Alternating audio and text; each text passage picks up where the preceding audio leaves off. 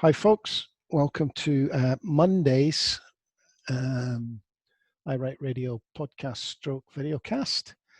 Stuart's having a day off again today. He's not feeling great. Hopefully he'll be able to catch up with us tomorrow. I think maybe we'll just lead with the presser, Jimmy. I think that'll take us into most of the areas we want to cover. Aye, that works for me, mate. What did you think of Nicholas Sturgeon's presentation today then? Well, it started off as per with the numbers and then went into Aberdeen, and we got a look at some serious numbers there. Another 18 cases, 231 in 15 days, 157 that are specifically linked to the cluster. And what was it, 852 contacts traced from that cluster. It's some pretty big numbers given that we were in single figures in new cases for a wee while there. Is that about 6 people per contact? Yes. Something around there? Aye, it is. And that seems slightly up on where we were in other contract tracing positions, down in where was it again? Leicester? Yeah, but even in our one in the borders, mate, in the southwest. All right, Dumfries and Galloway. That was the one. But I think mainly because it's in pubs, it's a city centre thing, and obviously there are more contacts if you are footing about in a boozer and bumping into people or sitting round a table with your pals.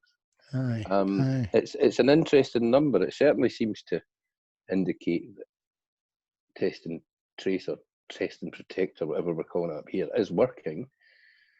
I'll be interested to see if Aberdeen comes out of this sort of enhanced lockdown this week, because they're no great numbers, but they certainly seem to be on top of things, and we are seeing less hospitalisation. We're certainly seeing when people go to hospital, we're not seeing as many people going into ICU. I don't know.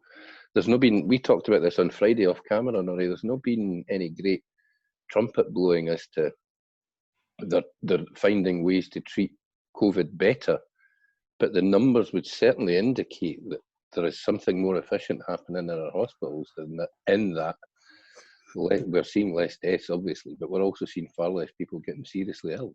Well, the only thing I can think of that hit the papers was the positive oxygen being delivered in the wards.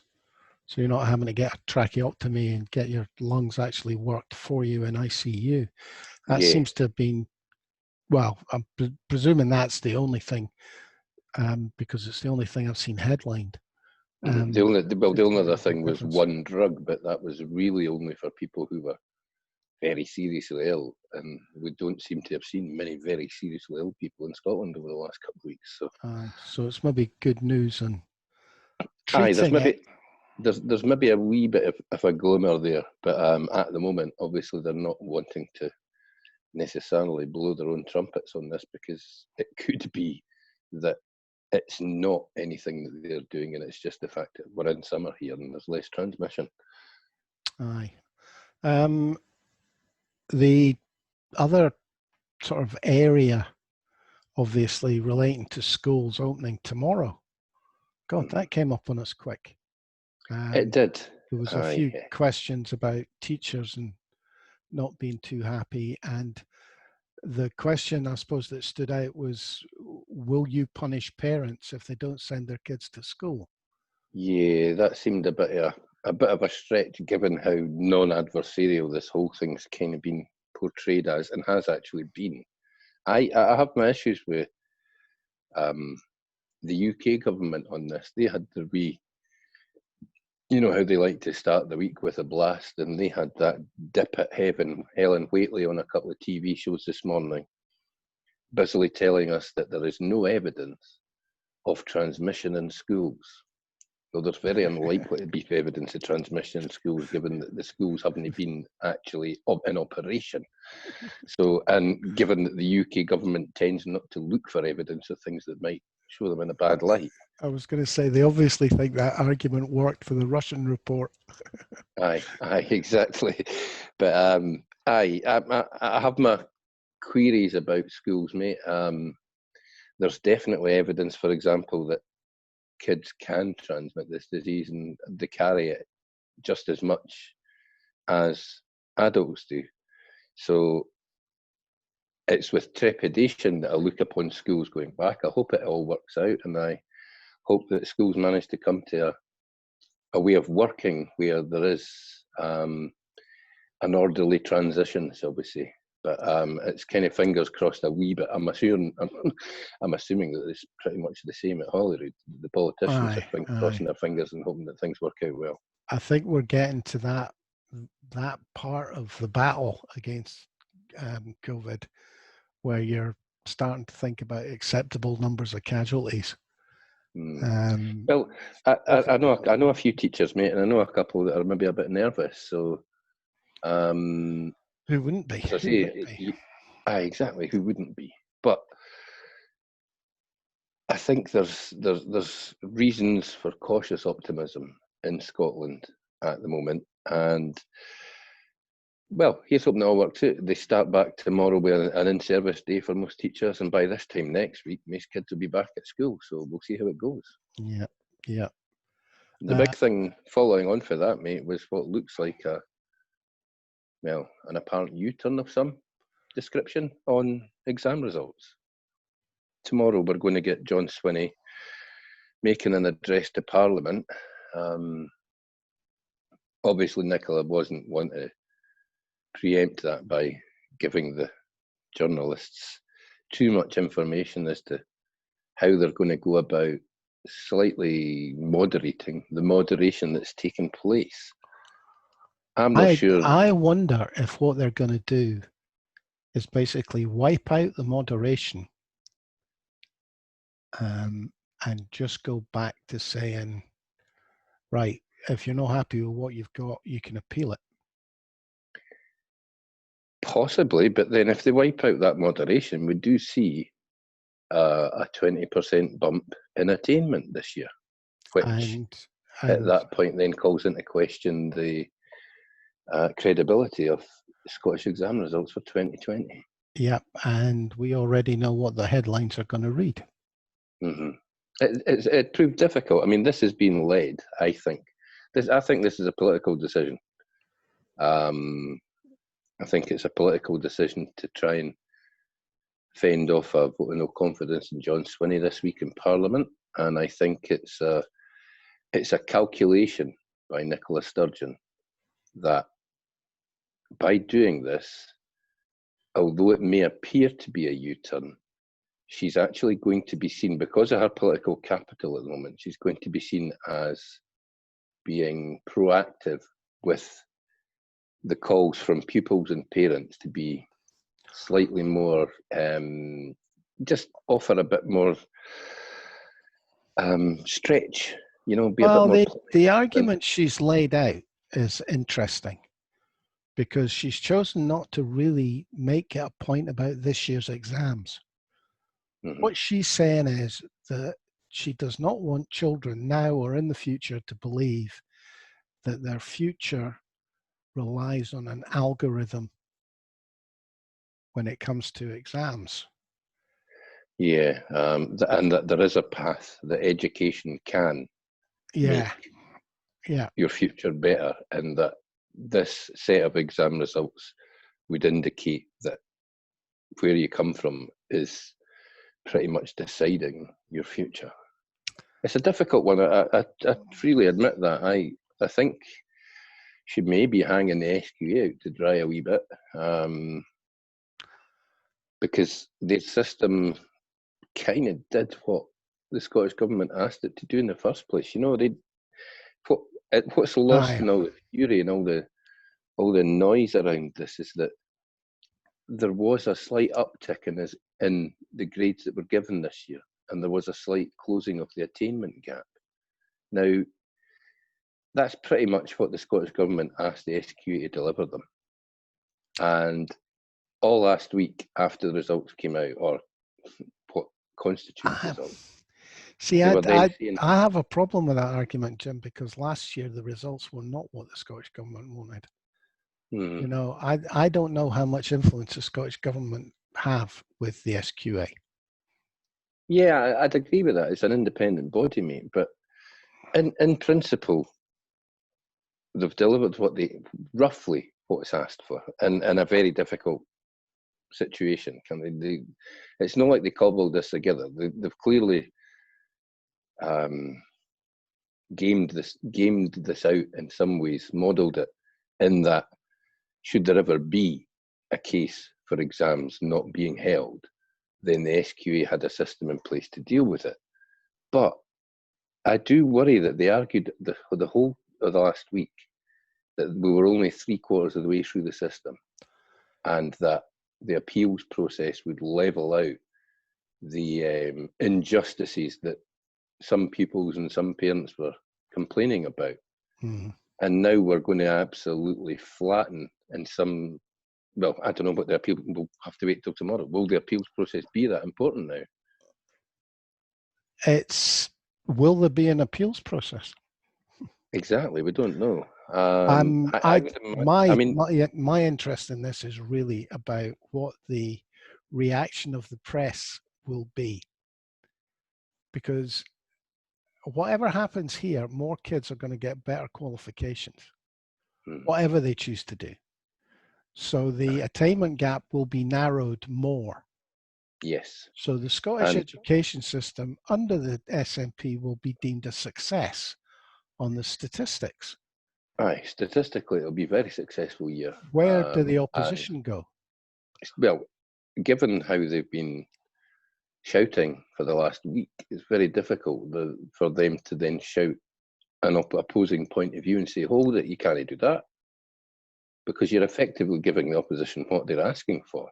In that a lot of the opposition have said, trust the teachers, they got it right. Well, if the teachers got it right, we've just seen an 18.5% bump in attainment. So all that does is set up next year to be a dismal failure. Yeah, but remember, next year's after an election, mate. Yeah, but the point I'm really interested in is how the press is going to handle it. I think they'll be on tenterhooks to see what's coming, and they will. I think we'll see an awful lot of dancing on the heat of pins this week, mate. Aye. For the press. There's also, I mean, we've not yet seen the English and Welsh results. They're coming in the next couple of weeks. Yeah, let's prepare ourselves for a lot of whataboutery. What about Wales? What about England? What happens if some kids have their offers taken back? What happens if, there was a record number of Scottish kids going to Scottish universities last week based on these results? What happens if UCAS suddenly decide that the credibility of the Scottish exam results are damaged by the moves that we make tomorrow and withdraw offers or withdraw places? Well, I've been trying to work out the route this takes.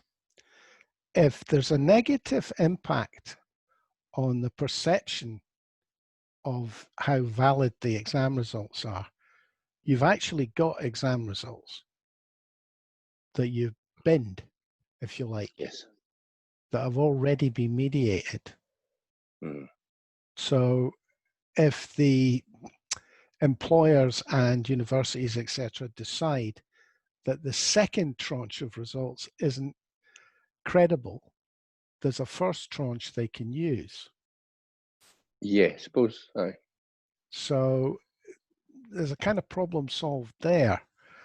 But it will be very interesting because obviously if they turn around and say we're accepting all the teachers' estimates, it creates a problem for that 20% who get the passes they didn't have before, in as much as they're going to be looked on as second-class citizens by UCAS anyway. I think they might be, and by employers, yeah. And the next argument will be Herald headline, Employers not happy with exam results. Do not That believe could despair on them, etc., that etc.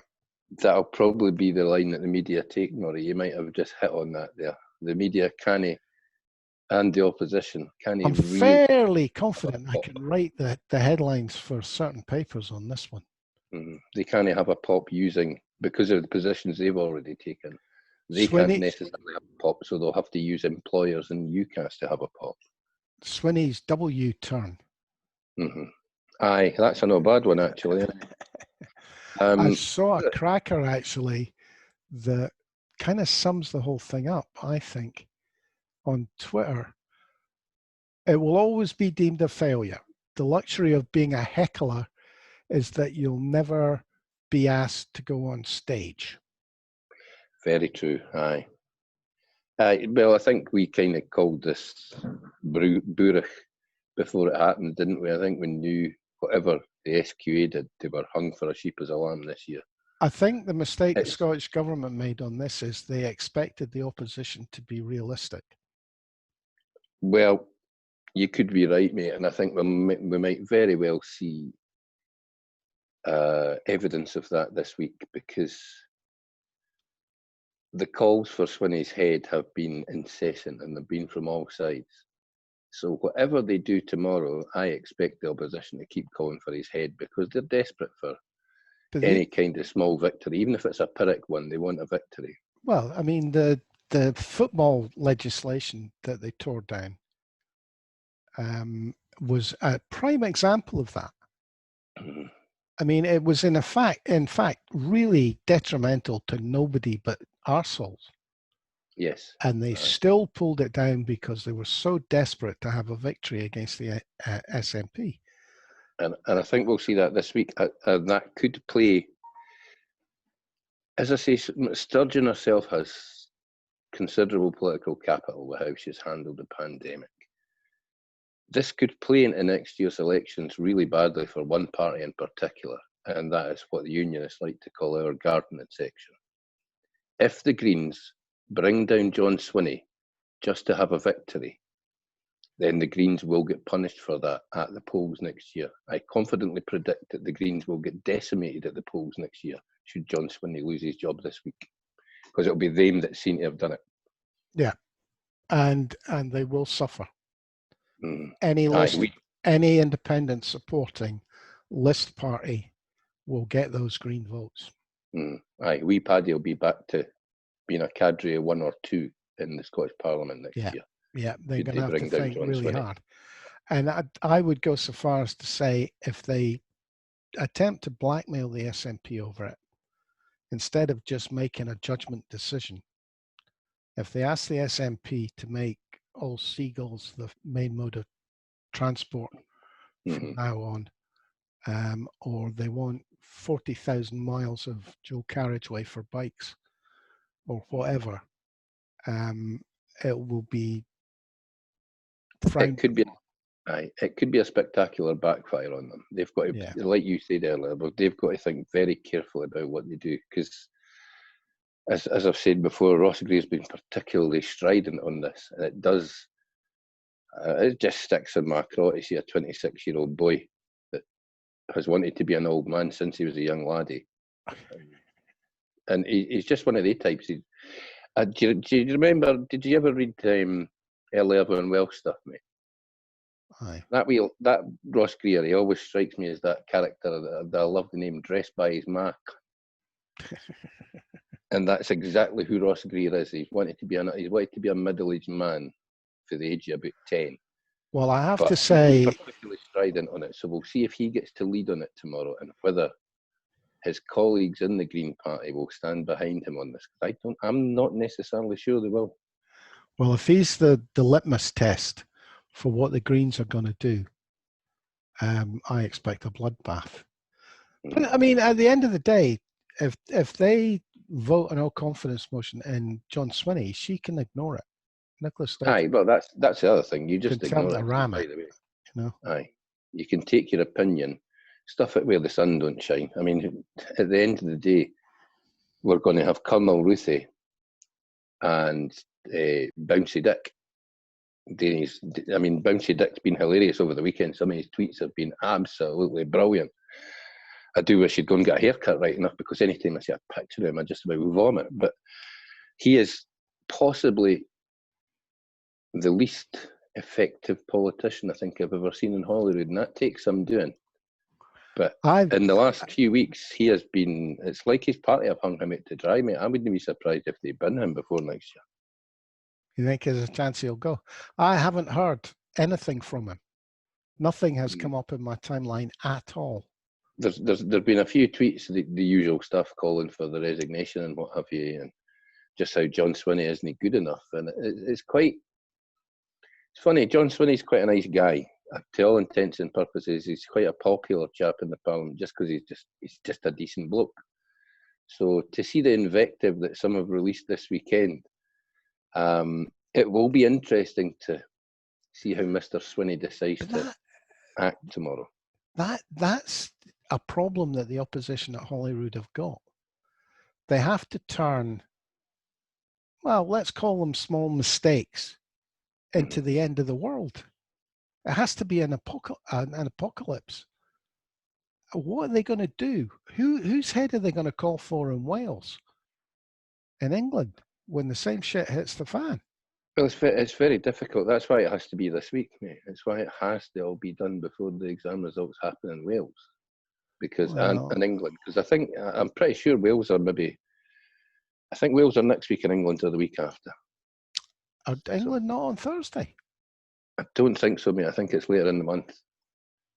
Right. But okay. I could be wrong. You might get A-level results this week and O-level results in a couple of weeks' time or something. I'm pretty sure they don't come out at the same time down there. Well, the press in England will be delighted that they've had a dry run in Scotland. They'll already have their finely tuned headlines and attack pieces. Well, ready. Let's be honest, they've already got their articles half written based on what their branch managers up here have been publishing. Yeah. One thing I would like to highlight, Business for Scotland has a new, let me see if I can find it, a new publication. Nah, lost it. Coming out. What's it called? Scotland Debrief. Their stuff is always very good. So I recommend everybody have a look at that. They've got a big book and a wee book, 160 odd pages in the big book, and I think half of that. Is this an update, mate? Because they put something out like that last year. Is this just a more? It might well be. It just popped into my timeline just before we came on air. Just because their stuff's been bang on, mate. The stuff in the 2014 campaign was great information, and everything since then. All their articles, they're well evidenced, they're well thought out, they're well written. Brilliant bits of ammunition that they give you to fend off your doorstep Yoon who is convinced by the arguments of the. Apparently, they're gonna produce a phone app. Outstanding. Which will be very useful if you're sitting in the pub and you're kind of stumped for an answer to a question. Just nip away into the corner. Like you're cheating in the old pub quiz, mate. But they're apparently there's links, so I'm hoping that they produce it as an ebook as well. I couldn't see a link to an ebook, or I would have bought that, because it's always handy having links to see the source material. The other news, I suppose, in that vein is Pete Warrior, Tickell, our go-to Scottish lawyer, has a new website with all his written pieces archived. Good. There. That's another decent mine of information when you're looking for various counter arguments or I'll Fire at your friendly unionists. I'll put up links on the iWrite website to both of them. Excellent. Because they're real quality places to go for information. I seen the George Kerrivan piece on Bella this morning. Did you see that? George going full on Aye. lefty. Yeah, I did. I hate Spads. Please love me. It was Well, kind of. I mean, he does have a good point, but he makes by his negative argument for the situation, he makes a positive case. Because his complaint was that so many ex-MSPs, SNP guys are going into the PR business and building up contact books as a way to get round the mainstream media negative press. It's proved absolutely disastrous when we've moved to 54% in the polls as well, hasn't it? Well, but why wouldn't you? If you can't take the direct route and get your arguments into the press, why wouldn't you find another route? Mm-hmm. It's like when we were discussing Benny Higgins yesterday and the pros and cons of Benny Higgins being an advisor to the First Minister, but I think there's definitely both pros and cons to it, mate. It's the same way, what do you make of Andy Whiteman? Has some great arguments on land reform, but I take a look at some, well... Can you get them in the papers?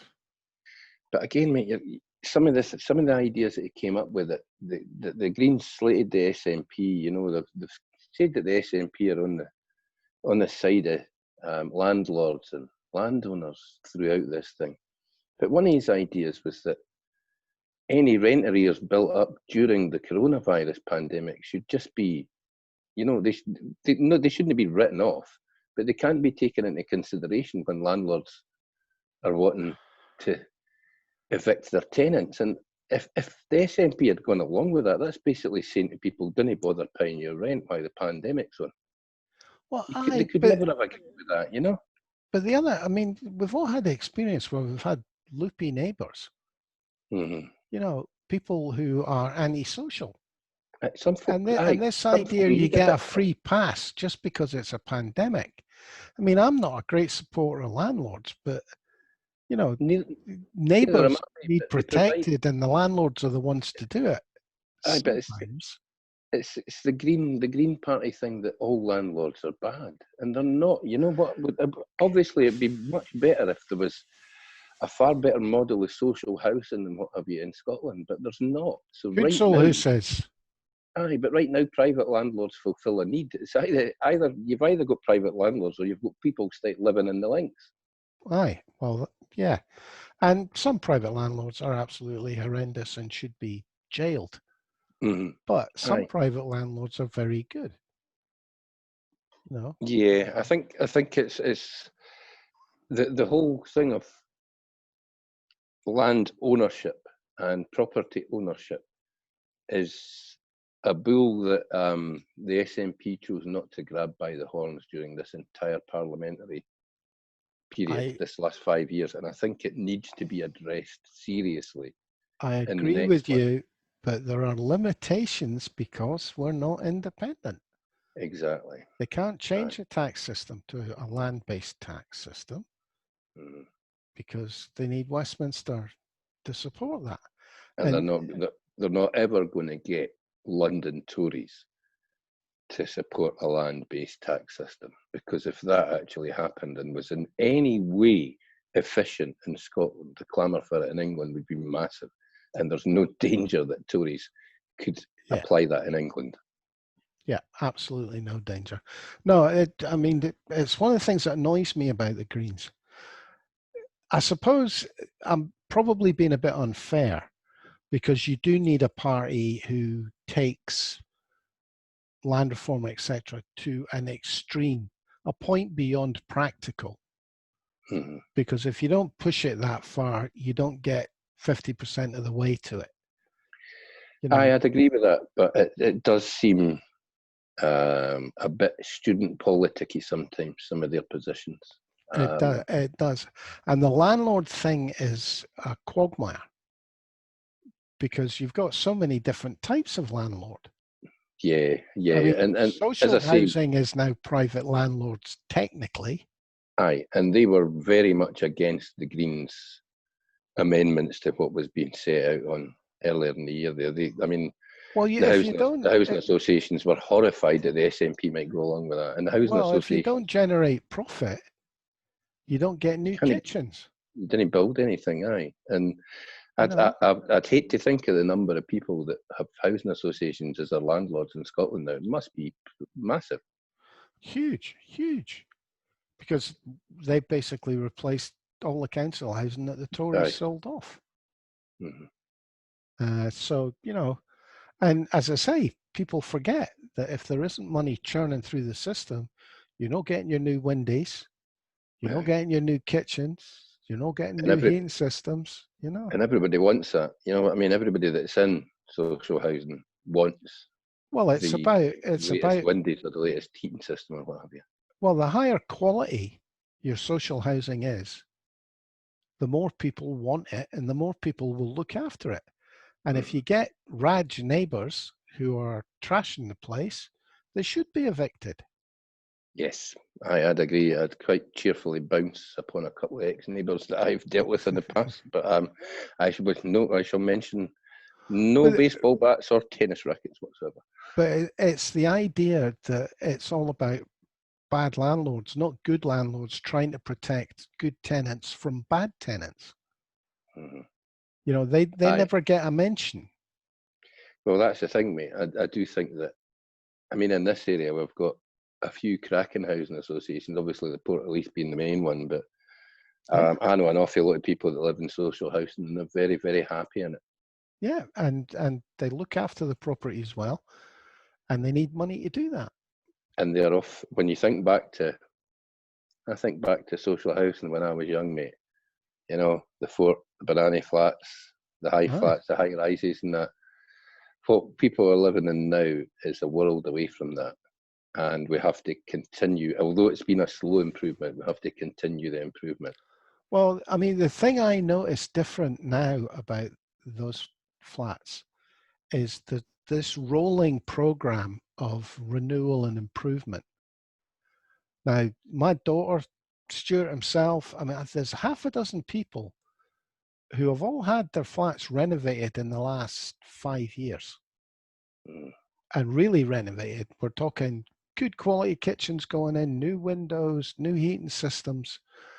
I mean, Stuart's flat in the banana flats was great. View right over the links, the sunrise every day.